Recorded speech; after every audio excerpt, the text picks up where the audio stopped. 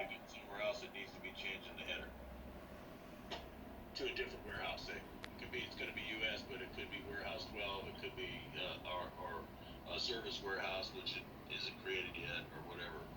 But Yeah, yeah, that's, and it's, but all that definitely comes in when you're doing your warehouse management side of it. It'll, a lot of that will be updated at that point. okay, Yeah, and continue. this will, the other side of it is, if you're doing a replacement order, it's gonna look to this as well to drive where it pulls from. But you can change it at the replacement order as well. But you do have to manage this, Right. to your point. Click OK. So at this point, if we don't have an existing order, then we need to know, there's a couple of things that we would need to know. We would need to look it up. What is the item?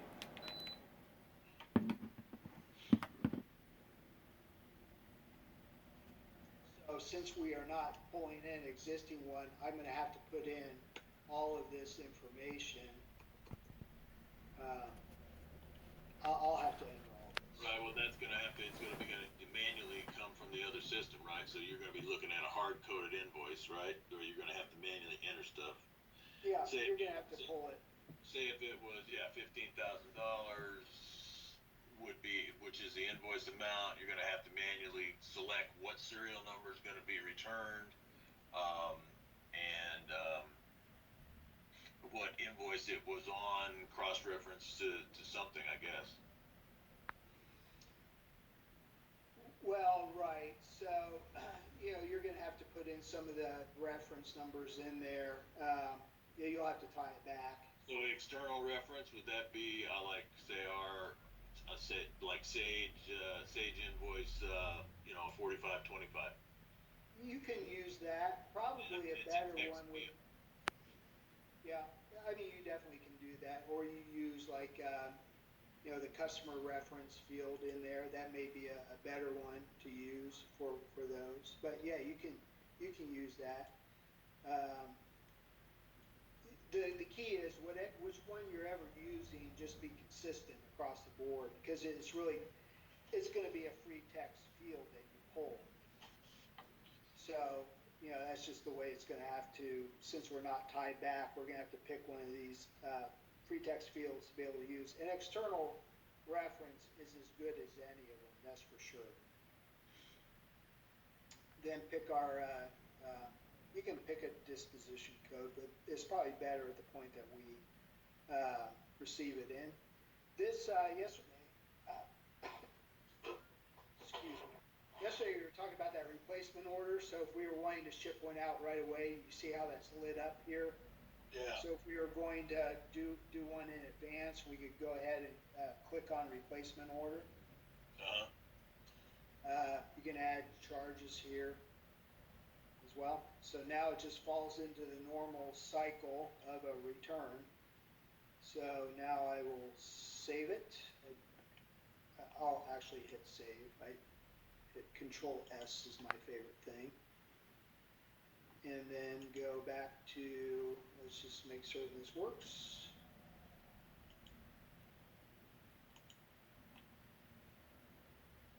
And we have our new guy. Yep, it was RMA2. So that was somebody did well by updating that. And I am going to start the arrival. Got our weights in there. That looks good.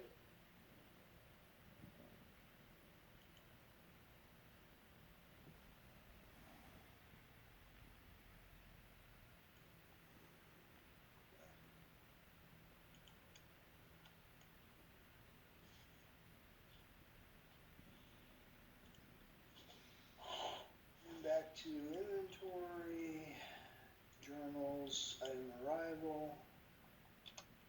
And we will. Now this is going to be the trick because it was a serial number, and I may not be able to complete this off because we may have to.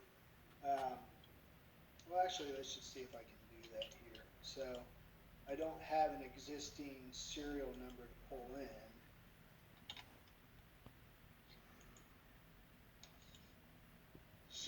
to manually put one in. Yes, I would have to upload one to put it in, or register it. So let's just see if I can, it'll let me do this.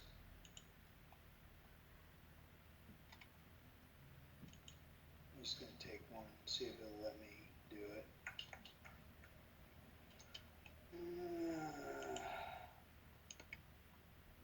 May not.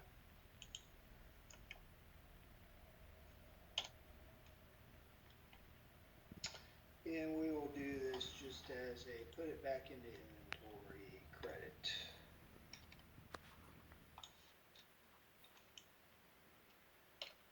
Okay. Ready to go.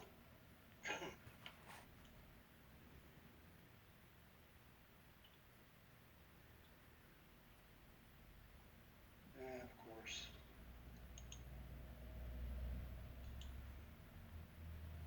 Oh, there we go. It has no batch number because it didn't originate from this system. Right. Let's try it here. So that batch number, does it have to be a number, or can you write like from Sage or something like that to identify it?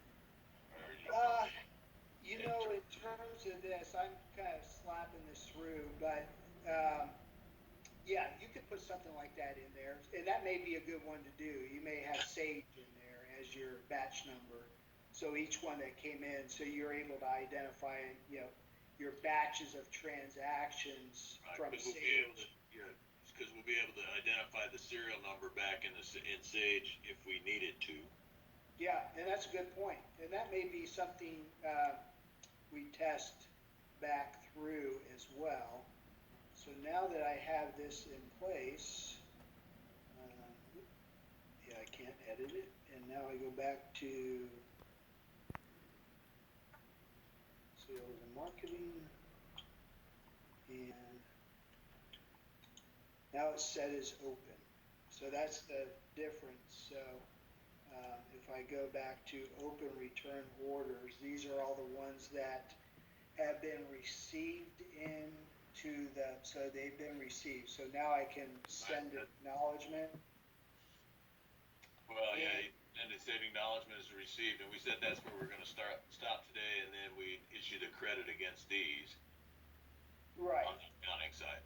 Yeah. So here we would now post the packing slip. Now, warehouse would be doing that, right? Somebody would. I mean, whoever, it's part of the receiving process still, right? I wouldn't have it be accounting. How about that? Right. Well, I mean, sometimes it would be service. Somebody needs to finish the transaction to get it to where it needs to be posted, or posted as a credit, which is either Brad if it's a straight return to inventory, or Michael if it's associated with a service case and we're receiving it. And then typically those are like saved as PDFs, then they're forwarded in an email that says, hey, this has been received, ready for processing. That's one of the things that I'm not seeing, and there's not much handoff happening in the system, Yeah, so a lot of it's going to be where it is, and the other thing can be alerts. So as these documents are finished off, you can get alerts. So in this case, for this one, this would now be should be sitting over here, and shipped but not invoiced. So. But is there? Where does the accounting person see that? Is that in the workstation thing where you It'd just be get in this queue. you have to do? Yep. Yeah, it'd be in this queue. But also, you can set alerts to where if it was packing slip updated, then whoever would get an alert, and then you can see like a work assignment assigned to me type